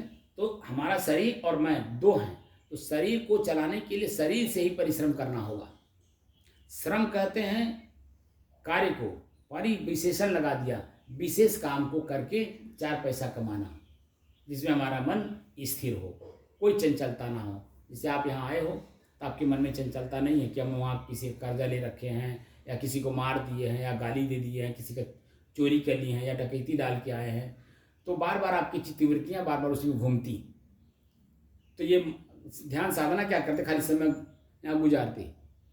बहुत सारे ऐसे साधु बने हुए हैं जो पाप करके आए हैं, यहाँ तो खाली जंगल में आके छुप गए हैं। क्योंकि हमारा साधुशाही भी जो साधु समाज है, ये भी एक जंगल है। इनमें शुद्ध साधु 10% है, बाकी 90% लोग जो है इसमें छली हैं, कपटी हैं, रागी हैं, द्वेषी हैं, निंदक हैं। ठीक है, सारी बुराइयों से भरे पड़े लोग हैं। लेकिन मालूम कैसे पड़े? जब वो बोलते हैं, जब करते हैं तो मालूम पड़ता है। हम लोग भी जो है उस लेवल के हैं कि उनके बोली से पता चल जाता है, उनके हाव भाव से पता चल जाता है, उनके रहन सहन से पता चल जाता है। पकड़े जाते हैं तब पता चलता है। नहीं, वो तो पकड़े जाते हैं तो समाज जानता है ना, हम लोग तो तब पता चलता है। नहीं, वो तो समाज जानता है। तब वो समाज जानता है कि कितने बड़े हैं जो पकड़े जाते हैं, लेकिन हम लोग तो तत्काल जान जाते हैं। इसीलिए हम लोग संबंध उतने लोगों से खाली बनाते हैं जिसके द्वारा हमें कुछ प्राप्त हो। देखिए, हमको भी कुछ चाहिए। एक अंग्रेजी का वर्ड है व्यवहार में, इसमें व्यापारी में टर्नओवर, व्यापार में टर्नओवर चलता है। टर्नओवर का मतलब क्या होता है? लेन देन। तो जब लेन देन हमको भी करना है, हमको भी इधर ट्रांसफर करना, तो हमारे पास भी कमाई चाहिए कि नहीं चाहिए? तो हम लोग उत्तम से उत्तम जो चरित्रवान संत हैं, उन संतों से हम लोग भी जो नम्रता पूर्वक कुछ कमाई करते रहते हैं। जैसे देखिए हमारे बड़े महाराज जी हैं, हम उनको छेड़ते रहते हैं, कुछ ना कुछ छेड़ते रहते हैं, तो हमको कुछ ना कुछ देते रहते हैं। तो क्या शब्द से छेड़ता हूँ, शब्द हमें मिल जाता है, और शब्द ही हमें चाहिए। हमें बाहरी फोकस तो कुछ चाहिए नहीं, ना हमें ज़मीन चाहिए, ना जायदाद चाहिए, ना घोड़ा चाहिए, ना बंगला चाहिए, ना एसी चाहिए। हमें बाहरी कुछ चाहिए नहीं, हमें तो अपने ज्ञान चाहिए। ज्ञान का मतलब जानकारी, और शब्द से मैं छेड़ता हूँ, शब्द से हमें मिल जाता है, उनसे मिल जाता है। और जो बड़े बड़े हमारे संत हैं, जो सन्यासी हैं, बैरागी हैं, ठीक है, उदासी हैं, ऐसे संतों को भी मैं जानता हूँ, और उनसे कुछ ना कुछ छेड़ करके कुछ ना कुछ हम ले लेते हैं। क्योंकि हमें उसी लेवल पे रहना है, क्योंकि हमें कमाई नहीं करते रहेंगे। इधर आप लोगों के बीच में हमें खर्चे तो करना है। जितना हम कमाई कर रहे हैं ऊपर से, उतना ही आप लोगों के बीच में मैं कुछ दे पा रहा हूँ। हमारा चिंतन और प्लस जब हमारे ऊपर के संतों का कुछ विचार, हमारे ऊपर आशीर्वाद है, और सभी संतों का आशीर्वाद मेरे ऊपर है। जो पूर्व के जितने भी संत हैं, उन सभी संतों के ग्रंथों को मैंने पढ़ रखा है, और सब एक ही बात, जैसे पानी है, पानी को कोई वाटर कहता है, कोई पानी कहता है, कोई आग कहता है, कोई जल कहता है, लेकिन है तो पानी ही। उसी तरह के जो शरीर के अंदर में ड्राइवर है, शरीर को जो चला रहा है, उसी को कोई रूह कहता है, कोई आत्मा कहता है, कोई सोल कहता है, कोई जिन्न कहता है। जिन्न यानी मन को कहते हैं, ठीक है ना। तो इस तरह से शब्द अलग अलग हैं, लेकिन वस्तु तो एक ही है। जितने भी पूरे वर्ल्ड में धर्म हैं, क्या कोई कुत्ता चलाया है? क्या कोई घोड़ा चलाया है? क्या कोई बैल चलाया है? कोई शेर चलाया है? कोई चीता चलाया है? जितने पूरे वर्ल्ड में धर्म हैं, सब मनुष्य ही चला रखे हैं। तो मनुष्य में क्या है? मनुष्य शरीर ही तो है, और शरीर में 2 चीजें हैं, ड्राइवर और शरीर। ड्राइवर मतलब गाड़ी, गाड़ी का ड्राइवर जो शरीर है, और शरीर में चेतना। और जब गाड़ी उतर जाता है तो कहते हैं मुर्दा हो गया, चलो भाई शमशान घाट। तो सबके यहाँ वही का प्रक्रिया होती है। हमारे यहाँ समाधि दी जाती है, उनके यहाँ वो कहते हैं दफन करना है, कब्र, कब्र कहते हैं, कब्र नहीं, कब्र है ना, कब्रिस्तान। कहने का मतलब सारी प्रक्रिया वो पूरे वर्ल्ड में मनुष्य के साथ होता है, लेकिन फिर भी मनुष्य मनुष्य को ही देख करके जल रहा है। अब बता दो, मनुष्य मनुष्य को ही देख के जल रहा है। एकरे कोनो ज्ञान ना आईबा, बस सीधे एकरे कोनो ज्ञान ना आईबा। अरे ज्ञान न होता तो शरीर इसका स्वस्थ दिखता?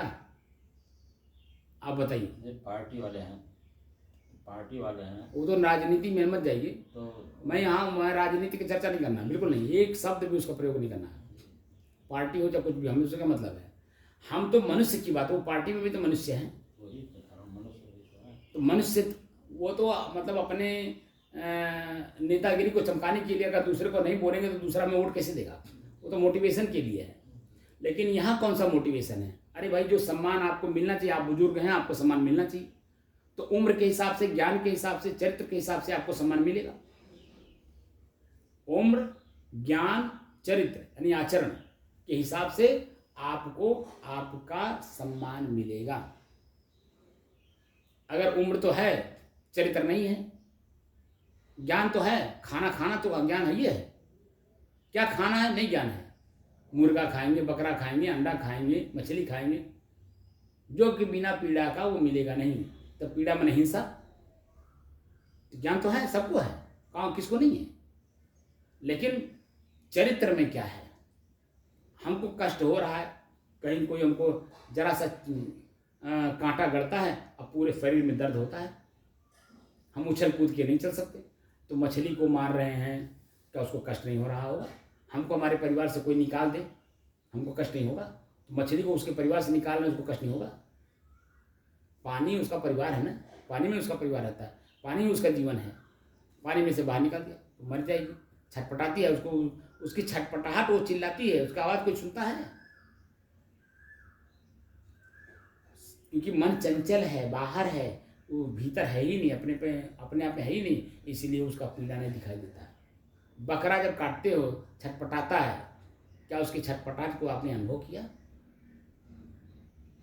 रहम उनके यहाँ भी है और दया हमारे यहाँ भी है।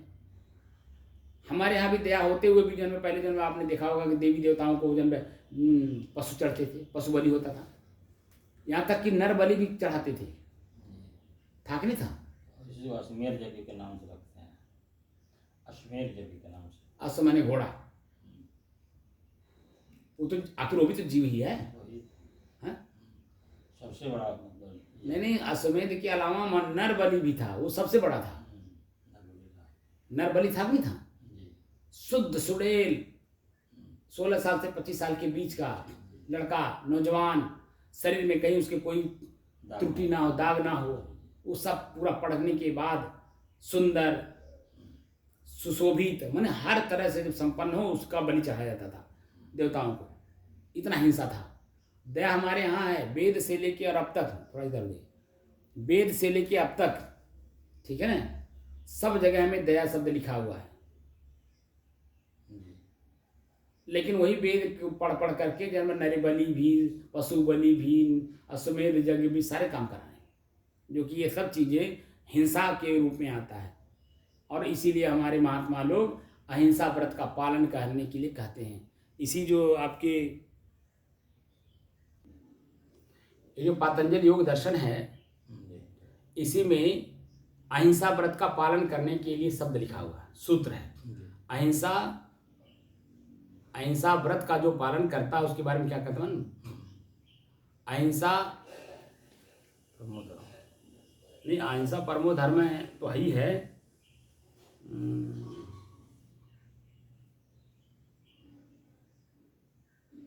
एक मिनट बंद करिए। अहिंसा प्रतिष्ठायाम तत्सन्निधो वैर त्याग है। प्रतिष्ठा का मतलब होता है जीवन में धारण करना, कि हम किसी का हिंसा नहीं करेंगे। और हिंसा 3 तरह से होता है।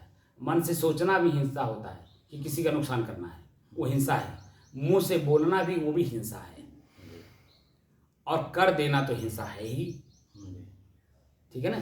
तो सोचना मानसिक पाप है, उसको पाप बोला गया है क्योंकि कष्ट है उसमें।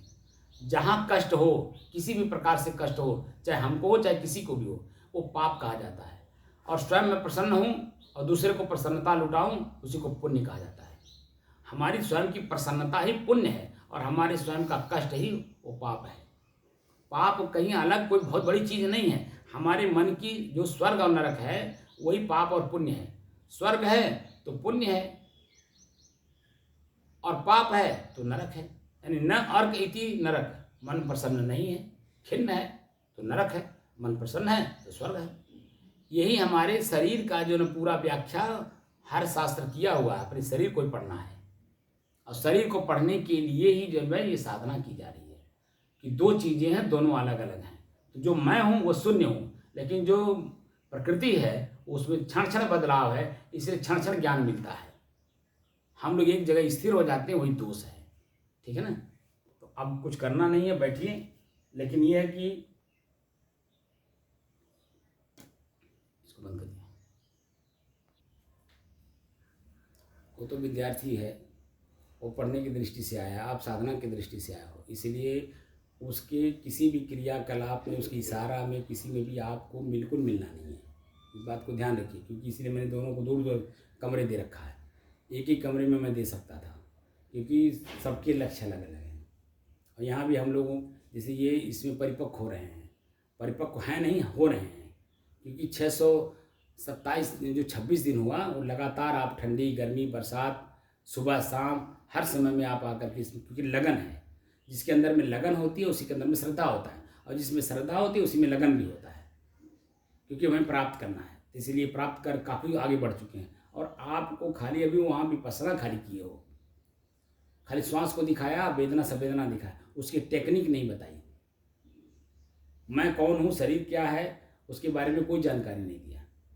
वो तो आगे देता, अनुभव कराता है वो, लेकिन वो लोग अनुभव नहीं कर पाते। जैसे हमारे गुरु भाई हैं, वह 100 के आसपास विपස්සना कर चुके हैं, 6 महीने का कोर्स भी कर चुके हैं, लेकिन अभी पूर्व की चंचलता एक भी नहीं गई।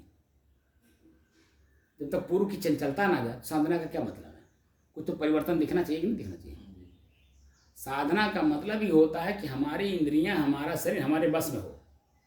चंचलता तो कतई दिखाई ना देता हो, और चंचलता सिर्फ व्यवहार में दिखाई दे।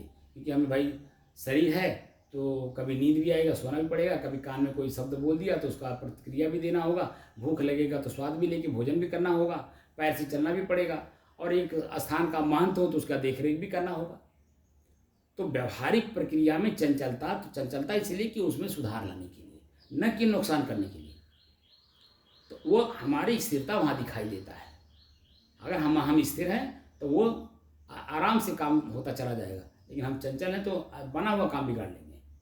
जैसे लालदास ने बना काम बिगाड़ दिया। लालदास ने क्या किया? बना काम बिगाड़ दिया। लालदास कुछ नहीं किया। क्यों? क्या किया? वही तो कह रहा हूँ कि जैसे ये आश्रम है, आश्रम के महंत थे, उनको क्या राइट था किसी को सिर्फ लिखने का? ये उनको जानकारी होते हुए भी उन्होंने क्यों लिखा? प्रारब्ध था, मतलब प्रारब्ध नहीं, ये दोष माना जाएगा। अब यहाँ प्रारब्ध दोष नहीं लगा सकते आप। यह पहले बात आप समझ लीजिए, ये जो आप कह रहे हैं वो ज्ञानियों के लिए है, मूर्खों के लिए नहीं है। जैसे हम लोग ज्ञानी, पहले बात सुन लीजिए। जैसे मैं अपने आप को मानता मेरा पूर्व प्रारब्ध है, ये मैं मानता हूँ, लेकिन अभी मैं फिर यही मेहरारू ला के रखूँ, ये कौन सा प्रारब्ध है? मैं मेहरारू रखूँ, बच्चा पैदा करूँ यहीं पे, क्योंकि ये सामाजिक प्लेस है। कोई जान करके कोई करता था, जान की करता। वर्तमान में वो देखिए होता क्या है, पहली बात आप समझ लीजिए। जैसे किसान है, किसान जान करके जब वह खेत जोतता है, लेकिन जान करके कीड़ा नहीं मारता है, उससे लाखों कीड़े मरते हैं, एक दो नहीं लाखों कीड़े मरते हैं। लेकिन किसान से पूछो क्या कर रहे हो, तो सीधे सीधे कहता खेत जोत रहा हूँ, न कि वो कहता कि मैं कीड़े मार रहा हूँ। ये तो नहीं कहता ना, क्या कहता? खेत जोत रहा हूँ। तो खेत क्यों जोता जाता? पूरा वर्ल्ड जानता है कि उसमें अन्न पैदा करना है, क्योंकि उसी से उपार्जित करके अन्य जीवों का भरण पोषण भी तो उसी से करना है। तो भरण पोषण करने की दृष्टि से वो कार्य कर रहा है। बात समझ रहे? लेकिन मछुआरा को पूछिए क्या कर रहे हो, भरण पोषण कर रहा है। कर तो रहा भरण पोषण के लिए, मैं कहाँ कह रहा हूँ नहीं कर रहा, लेकिन उसका शब्द क्या बोलता है? मार रहा हूँ। क्या मार रहा हूँ? मछली मार रहा हूँ। तो मारना और जोतना में कितना अंतर है? तो जो शब्द है, शब्द ही तो दोनों बोल रहे हैं प्रतिक्रिया के रूप में। आपने पूछा है क्या कर रहे हो, किसान से भी यही पूछ रहे हो क्या कर रहे हो, अब मछली मारने वाले से भी पूछ रहे हो क्या कर रहे हो। तो दोनों का जो उत्तर आ रहा है उस उत्तर में शब्द सुन करके आपके मन में क्या भाव उत्पन्न हो रहा है? अंतर है कि नहीं है? तो वही तो है, परखत खरी परखावत खोटी। आप जो बोल जान रहे हो और जो बोल रहे थे उसमें और जो मैं बता रहा हूँ उसमें कितना अंतर है? काम दोनों कर रहे हैं और दोनों जन्म समाज के, अपने शरीर के लिए, समाज के लिए, परिवार के लिए कर रहे हैं, दोनों वो कर रहे हैं। लेकिन एक मार रहा है, वो दोषी हो रहा है मारने की वजह से, और एक जो है खेत जोत रहा है इसीलिए वो पूजनीय है। किसान पूजनीय है, पूरे वर्ल्ड में किसान पूजनीय है। लेकिन मार वो भी रहा है, मार वो भी रहा है, लेकिन वो जान के तो नहीं मार रहा है ना, वो जान के नहीं मार रहा है।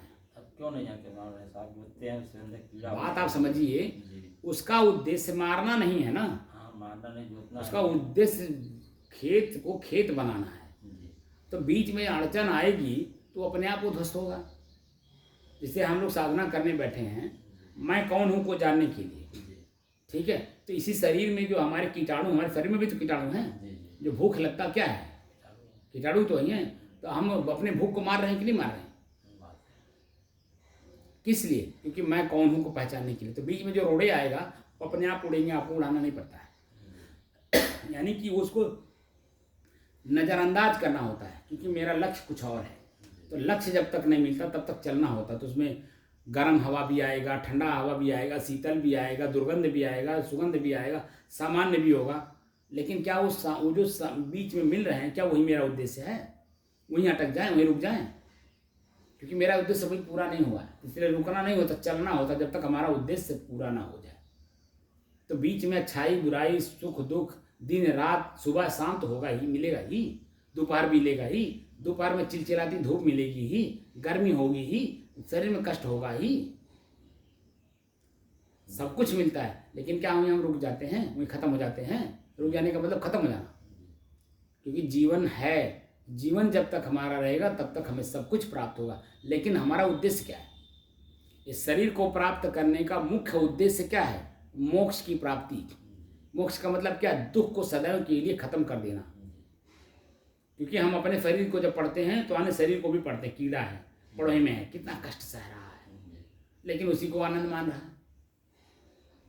उस कीड़े में, पड़ोही में से कीड़े को निकाल दीजिए, साफ कर दीजिए तो मर जाएगा, लेकिन उसमें फिर डाल दीजिए फिर उसी मुंह, क्योंकि उसको वही प्रिय है। और उसका जीवन का कोई लक्ष्य ही नहीं है। मानव जीवन में जब था बिना लक्ष्य विहीन था, और जो मन में आया सब किया, तो वही पड़ोस में कीड़ा का आनंद ले रहा है। नीम कीट जिस नीम पियारा, अब विष को अमृत कहत गंवारा। गंवार जो व्यक्ति है, चंचल व्यक्ति, वो विष को ही अमृत मानता है। जिस विषय भोग की बात आप कर रहे हो, सांसारिक जीवन जाने की बात कर रहे हो, हर कोई व्यक्ति उसे आप बता दीजिए तृप्त हुआ हो, पूरे वर्ल्ड में बता दे कोई हम उससे तृप्त हो गए? ये जो जीव का स्वाद है, जब तक शरीर में नहीं, जीव हमारे साथ जुड़ा हुआ है, कभी स्वाद हम तृप्त होते हैं? कान हमारे साथ जुड़ा हुआ है, कान कभी अपने आप में तृप्त होता है? आँख हमारे से जुड़ा हुआ है, कभी तृप्त होता है? बता दीजिए। ये नाक हमसे जुड़ा हुआ है, कभी हमको तृप्ति हमारी बता दे? क्योंकि समय आने के बाद बताता है ना, कि दुर्गंध है कि सुगंध है कि सामान्य है, ठंडा है, गर्म है, शीतल है। समय आने पे, परिस्थिति आने पे बताता है। उसके पहले तो हम तृप्ति हो जाएगी साहब, तो फिर आदमी क्या करेगा? कुछ नहीं करेगा। तो मोक्ष का मतलब क्या है? मोक्ष तो ये जो साधना क्यों कर रहे हो, जो साधना करने बैठे हो मोक्ष के लिए, वही तो आप जो प्रश्न का उत्तर आप दे रहे हो। आप कितने ऊंची सोच रखते हो, आप अपने आप चिंतन कर लीजिए। खोज उसी को रहे हो, कर भी उसी के लिए कर रहे हो, और कह रहे हो कि जब मैं दुख में मिट जाएगा तो क्या करेगा आदमी? आखिर क्यों आप साधना क्यों कर रहे हो? मोक्ष के लिए। तो कष्ट महसूस हुआ तब तो कष्ट से निवारण के लिए बैठ रहे हो। तो ये इंद्रियां अगर हमारे बस में नहीं रहेंगी तो यही तो चंचलता प्रकट करती हैं। आँख देख लिया तुरंत चंचलता प्रकट कर दी, कान सुन लिया तुरंत प्रकट कर दी। तो ये जो दृश्य देखते ही जैसे हमारे मन में चंचलता आ जाती है, हम उसी के अधीन हो जाते हैं, यही तो हमारी चंचलता है। हम अपने आप स्थिर कहाँ रहते हैं? तो उसका परिणाम जब आएगा तो दुख कौन भोगेगा? दुख भी भोगेंगे, सुख भी। परिणाम जो आएगा वो सुख में और दुख के रूप में ही आएगा। तो कौन भोगेगा? लेकिन जो मैं हूं तो दोनों नहीं हूं ना मैं सुख हूं ना मैं दुख हूं। दोनों को जानने वाला, दोनों को भोगने वाला। सुख तो इबा नहीं करेगा सर, सुख तो क्षणिक मांगना है, सुख है नहीं, आप दोनों ही क्षणिक है। ऐसा नहीं है कि दोनों स्थिर हैं, दोनों में से कोई स्थिर नहीं है, दोनों क्षणिक हैं। क्षणिक दोनों है क्योंकि प्रकृति में है ना, एक जाता है एक आता है, एक जाता है एक आता है, तो चक्र है। लेकिन मैं जो हूँ, जो उसको जानने वाला, वो तो स्थिर है ना। हमें तो अपने आप को जाना जो स्थिर है, हम क्षणिक नहीं, हम स्थिर हैं। अब वो स्थिर हो जाएगा तो गलत हो जाएगा। मन की बात है ना। अब एक बात बता दीजिए, रात को स्थिर कर पाएंगे? प्रकृति को स्थिर नहीं, रात वही तो प्रकृति है। रात का मतलब दुख, अंधेरा, कुछ दिखाई नहीं देता रात में, लेकिन क्या वो स्थिर है? बोलिए, क्या दिन स्थिर है जो कि इसमें सब कुछ दिखाई देता है? इसका आनंद भी हम लोग लेते, चलते हैं, दौड़ते हैं, बोलते हैं, हंसते हैं, खेलते हैं, सब काम करते हैं, दिन में करते हैं, लेकिन क्या दिन भी स्थिर है? तो जब दोनों जी स्थिर नहीं हैं, लेकिन मैं तो स्थिर हूँ ना, तो मुझे किसका ज्ञान करना? अपने आप का। ये साधना अपने आप का ज्ञान करा रहा, प्रकृति से परे। तभी तो आप इंद्रियों को, अपने शरीर को अपने बस में करेंगे, अन्यथा क्या करेंगे आप? तो जैसे आम आदमी तैसे आप, तो आम आदमी में और आप में क्या अंतर है? बोलिए। अंतर खुद बनाना पड़ेगा। जो काम सामान्य आदमी, आम आदमी कर रहा है, वो काम आपको नहीं करना होगा, तब आपकी स्थिरता दिखाई देगी। बात समझ रहे हैं कि नहीं? जो काम आम आदमी कर रहा है, समाज का व्यक्ति कर रहा है, वो काम आप करेंगे तो आप भी समाज को जाएंगे, आपको कोई विशेषता नहीं है। इस साधना का मतलब होता है बार बार अभ्यास। लिख लीजिए, साधना का मतलब होता है बार बार अभ्यास। साधना कोई बहुत बड़ी चीज नहीं है। जैसे हमारी आंखें बार बार बुराई को, अच्छाई को देख देख करके उसमें दुखी और सुखी हो रहे थे, हम उसको जो है भाई स्थिर करना चाहते हैं, इसीलिए अभ्यास कर रहे हैं। तो साधना का मतलब अपने बस में करना। तो बार बार अभ्यास करेंगे, जो बिगड़ गया है बार बार अभ्यास करेंगे तभी तो बनेगा, है? तो इसीलिए हम लोग साधना कर रहे हैं, अपने ही चंचल मन को अपने बस में करने के लिए साधना कर रहे हैं। जो हमारा मन हमारे साथ 24 घंटा जुड़ा हुआ है, इसी मन को अपने में हम मिलाना चाहते हैं, अपने में स्थिर करना चाहते हैं, ताकि इसकी चंचलता हमें समझ में आवे। और जब समझ में आएगा तो हम उसको बदलेंगे, और जब बदल देंगे तो सुख है। कैसे जब अभी आपने त्राटक मुद्रा शुरू किए थे, 1 मिनट भी आप नहीं रोक पा रहे थे। 1 मिनट में 60 सेकंड भी आपका आँख की पलकें नहीं रुक पा रही थी। लेकिन अभ्यास करते करते अब आप भाई बड़े शौक से बताए हैं कि 10 मिनट आप रुक जा रहा है। 10 मिनट में बहुत होता है। जहाँ 1 मिनट भी आपकी पलकें ना रुक रही हों, वहाँ 10 मिनट लगातार आपकी भौवें खड़ी हों, तो दोनों में कितना अंतर है? तो अब आनंद दे रहा है कि नहीं दे रहा है? जैसे जैसे अभ्यास करते जा रहे हैं, उसमें जो पीड़ा हो रहा था, चंचलता थी, बार बार गिर जा रहा था, उसमें कितना स्थिरता धीरे धीरे आ रही है। आ रही नहीं आ रही? वही तो अभ्यास करना। जो हमारा मन पहले बिगड़ चुका है, पहले तो एकाग्र कर लें। एकाग्र का मैंने मतलब भी बताया था, वो भी आप लिख लीजिए। एकाग्र का मतलब होता है किसी एक काम को लगातार करना, एकाग्रता कहलाता है। किसी एक काम को लगातार करना जब तक उसका परिणाम हमारे सामने ना आ जाए। जिस उद्देश्य को हम चाह रहे हैं, वह उद्देश्य जब तक पूरा ना हो जाए, तब तक लगातार चलने का काम है एकाग्रता। और उसी एकाग्रता में तुरंत बाद ही जन्म स्थिरता भी दिखाई देता, क्योंकि स्थिर नहीं रहेंगे तो चंचल हो जाएंगे। दूसरा है स्थिरता, उसी का दूसरा रूप है स्थिरता।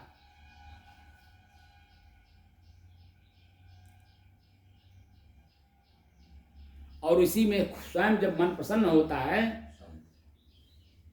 यानी हमारा उद्देश्य पूरा हो गया, तब मन प्रसन्न होगा। हमारा उद्देश्य जब पूरा हो जाएगा तभी आनंद की अनुभूति होती है, सुख का अनुभव होता है। और जब पूर्ण हो जाता है, स्थिर हो जाता है, दोबारा नहीं करना होता, तो ही शांति का अनुभव कराता है, क्योंकि अब दोबारा उसमें काम नहीं करना है, वो हमारा उद्देश्य पूरा हो गया। तो साधना का मतलब है, ये जो आध्यात्मिक साधना है, ये मैं कौन हूँ को जानने के लिए है। पूरे वर्ल्ड में जितने भी लोग साधना सिखा रहे हों, उनका सभी लोगों का मुख्य उद्देश्य है कि शरीर और शरीर में मैं। बात समझ रहे हैं? शरीर और शरीर में मैं, यानी ड्राइवर, इन दोनों को अलग अलग पहचानना। तो मन को, जो हमारा मन चंचल है, उस मन चंचल मन को एकाग्र करने के लिए त्राटक मुद्रा है, ध्वनि सुनना है, ध्वनि माने आवाज, अनाहत नाद सुनना है, तरह तरह की जो 112 विधियां हैं, वो सब 112 विधियां चंचल मन को एकाग्र करने की दृष्टि से है। तो जब विपश्यना में जाओ तो जो कान में भौरे जैसे आवाज काफी देर बजती, तो वो क्या राजनाथ वो तो शरीर का विकार है भाई।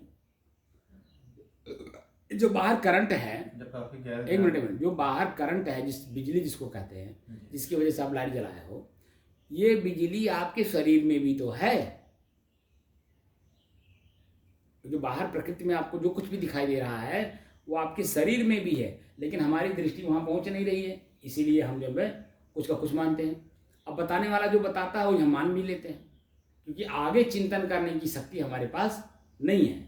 एक खंभे पर अगर कान लगाया जाए, अभी बता रहा हूँ उसको, तो बिजली जो शब्द है, वो बिजली के कारण ही, वो बाहर बिजली है, वो हमारे शरीर में है।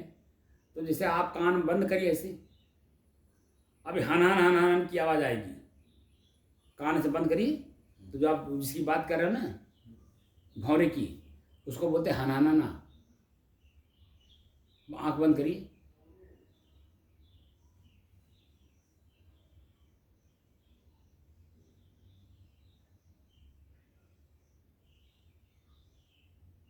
हन हन हन की आवाज आ रही होगी इसको। और बिजली का खम्भा जहाँ हो, बिजली के खम्भे को कान लगा कर आंख बंद करके जरा सुनिए, तो उसमें भी हन हन हन की आवाज आएगी।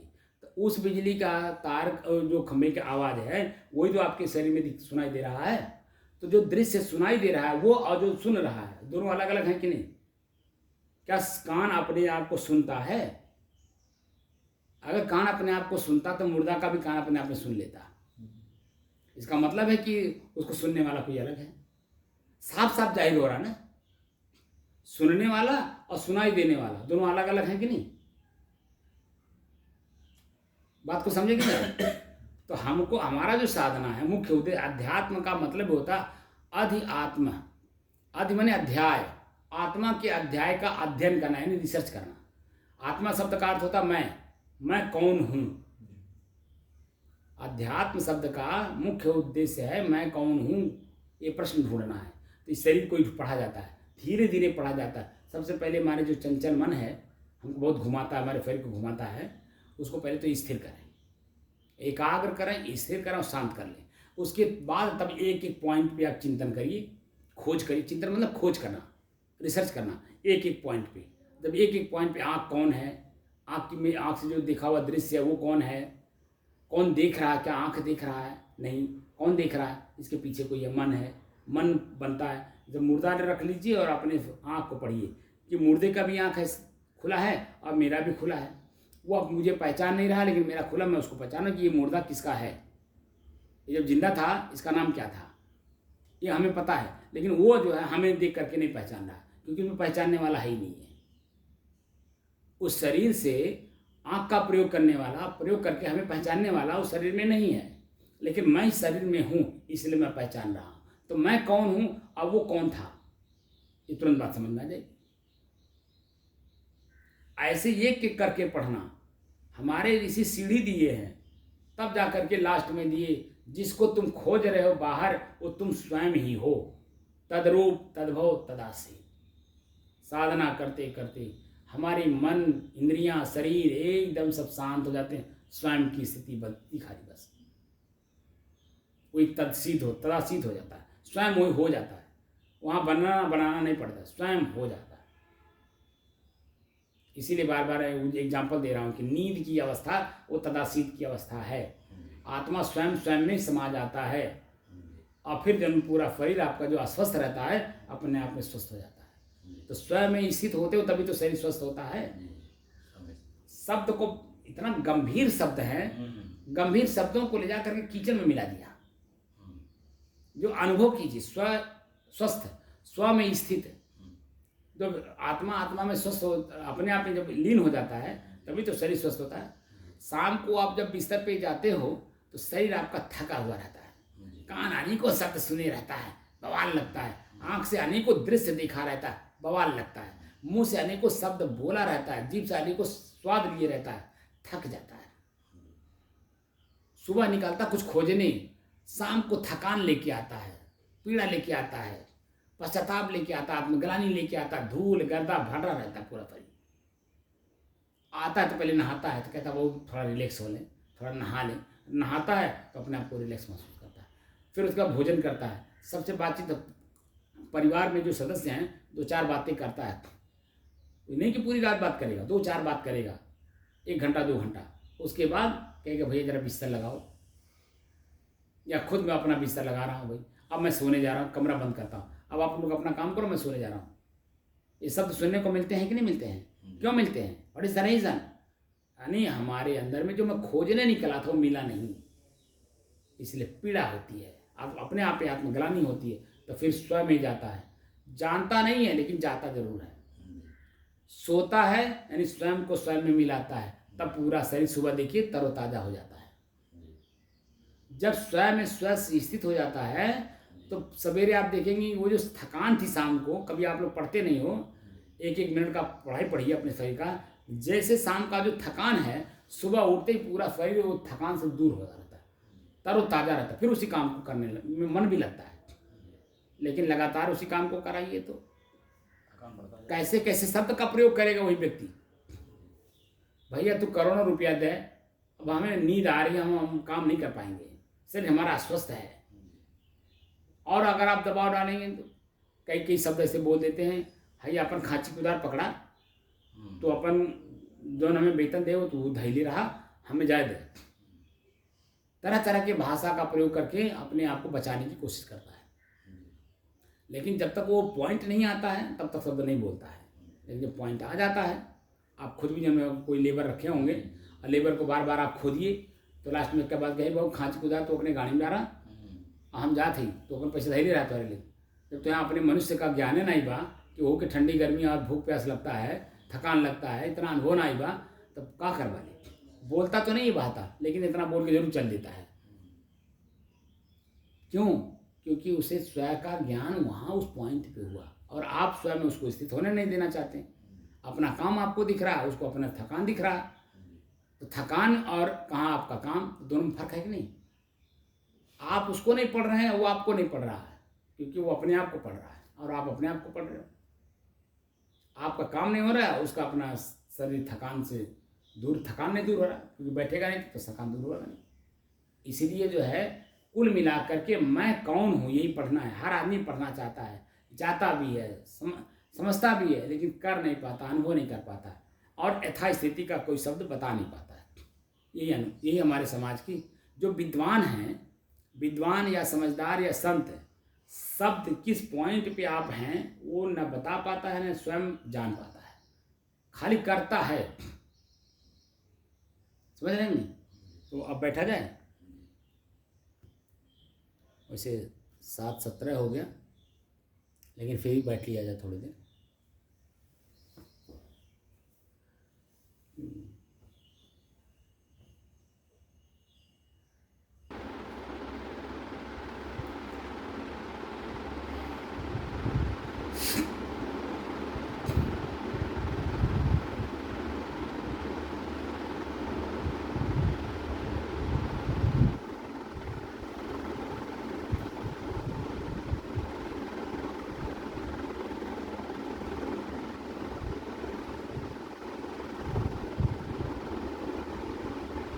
अभी तक बहुत सारी बातों को सुन लिए।